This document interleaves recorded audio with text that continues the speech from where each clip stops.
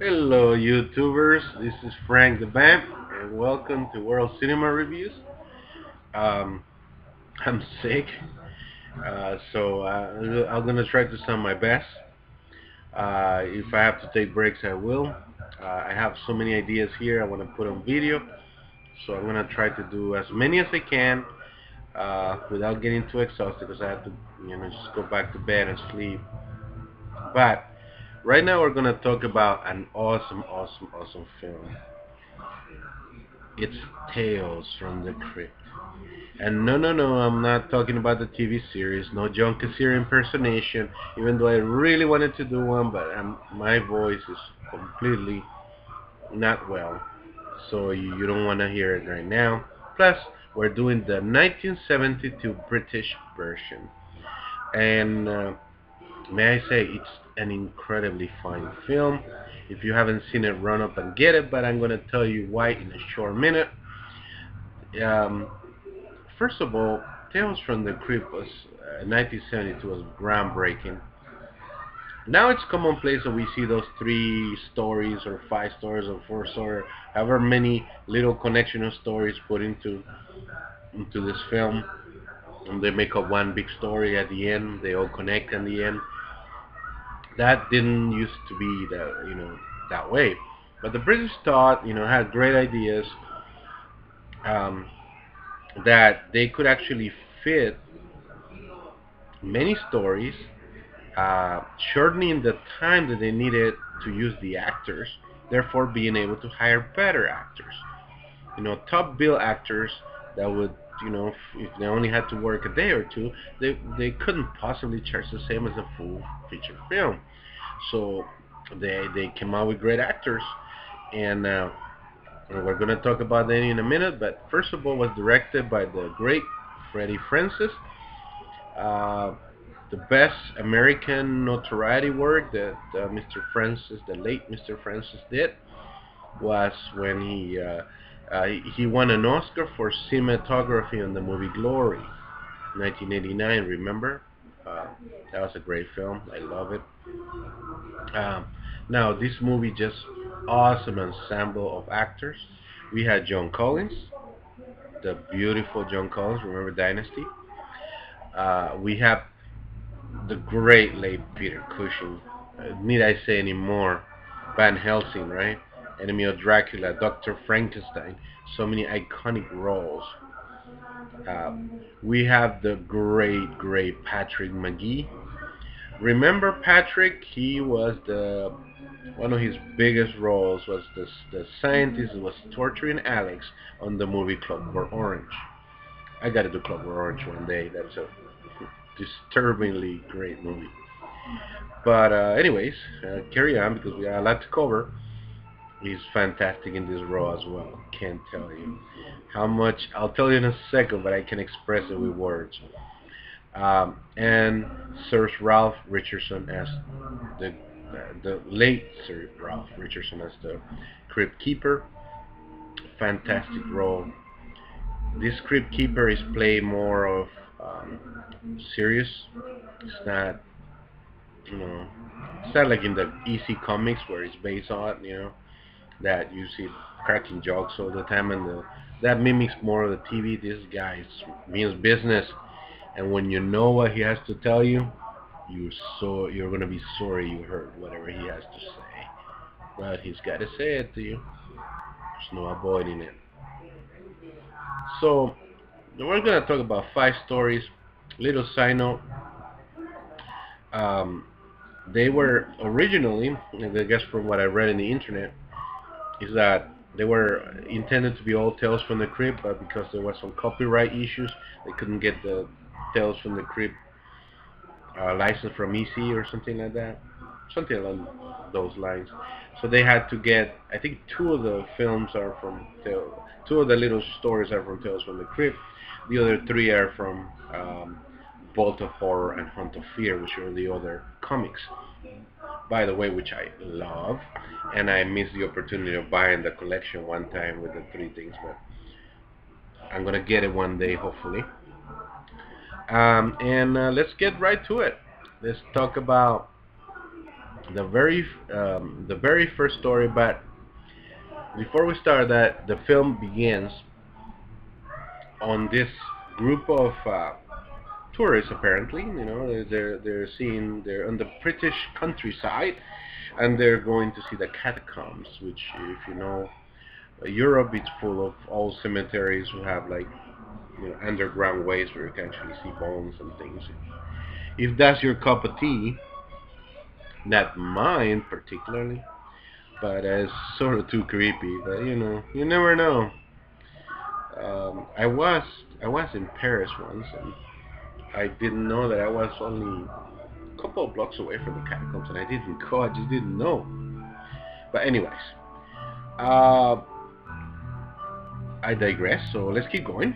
Um, they finally all come together. These five different strangers, and they go to this empty room when there's supposed to be some chairs.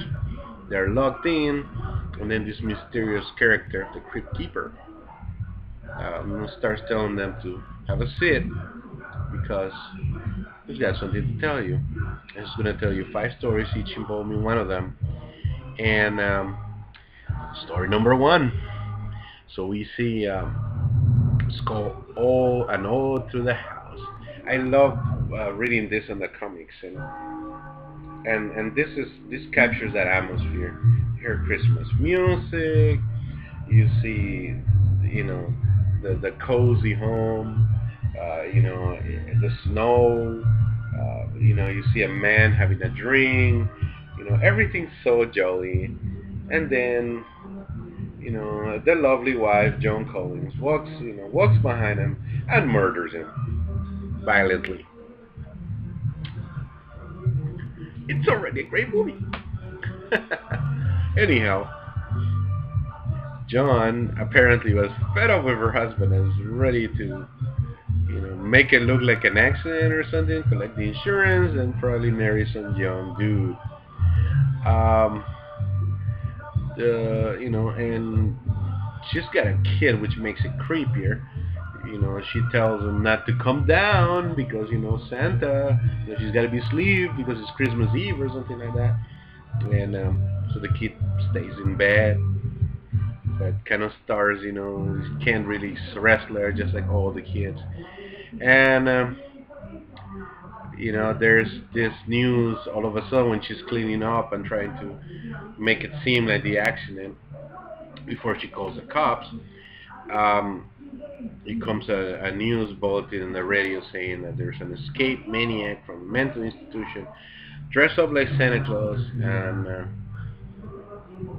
it's being spotted really near where she lives. And immediately panics, starts to lock all the doors and windows, and she notices that the maniac is right outside. So that's what I'm going to end in. You have a murderous woman, a body, a child that doesn't want to fall asleep, and the dude's dressed like Santa Claus outside and crazy kill people. Something's gonna go down. The end of the tale. The next person comes up and hears their story. Story number two. Reflection of death. A very deja vu story. Where a guy leaves his wife. I really like the ending of this one, by the way. A guy leaves his wife and feels a little sorry about it. And basically, he goes on a drive and starts talking, and they get distracted and get into a horrible accident where he crashes, they crash, car flips over, and he supposedly walks out of the wreckage, and when other people look at him, they're horrified about him. I don't know how much else, what else to say about this story. It's something. You got the wife. We're not sure. let me leave it like this. He wakes up and he's in the car before the accident. So I'm gonna, so he was just dreaming, but he walks in the same road, same spot, right about to have the accident, and there's a big twist at the end. I think I can't say any more about this one without completely, messing it up for you. But the reflection of death is quite literal, if I can say, and it's truly scary. Give me a jump scare. Poetic justice. The great Peter Cushing here. So there's stories. There's a couple of snobbish rich bastards, bombastic simpletons. I tell you, me tells you. Anyways, they basically are plotting against their neighbor, just a local garbage man who was actually a very nice guy. He's just a sweet guy, has a little animal and does little animal shows for the kids in the neighborhood. He's adorable and played by the awesome late Peter Cushing. And you just love the guy, but they freaking hate him. So they start making his life a living hell. Doing all kinds of bad things to him. You know, trying to harm his animals, trying to get him in trouble, spreading evil rumors about him, which he's a very sensitive man, and that drives him to commit suicide. And when he does that, that's not the end, because as we know from Tales from the Crypt, you will get your comeuppance. And the comeuppance here for those two bastards, it's gonna be pretty sweet. That I won't spoil. Um, Wish You Were Here, the Monkey's Paw. I'm gonna be very brief about this one. Wish You Were Here is basically the Monkey's Paw. Um, the thing that some guy goes to this exotic place and gets a little monkey's hand, and basically can make 3 wishes. However, these wishes are quite not so good because they're quite literal. So this is a twist on the same, except the ending is much terrifying. Finally, Blind Alley is my favorite one of the bunch. That's the one with Patrick McGee. He plays a blind man. Basically, they're all this blind asylum run by this cheap bastard that is stealing money from all the blind people. He's giving them horrible food, starving them, freezing them to death, no heating, no proper caring, and Patrick McGee seems to be like their leader, and he goes to him and tries, but they're blind. There's not much they could do. The guy's a tyrant. He's just like, well, I just have no budget. You bloody, blind people don't need lights anymore. You don't need this. You don't need that. And it's just horrible the way he talks. Is completely prejudiced and just a bastard.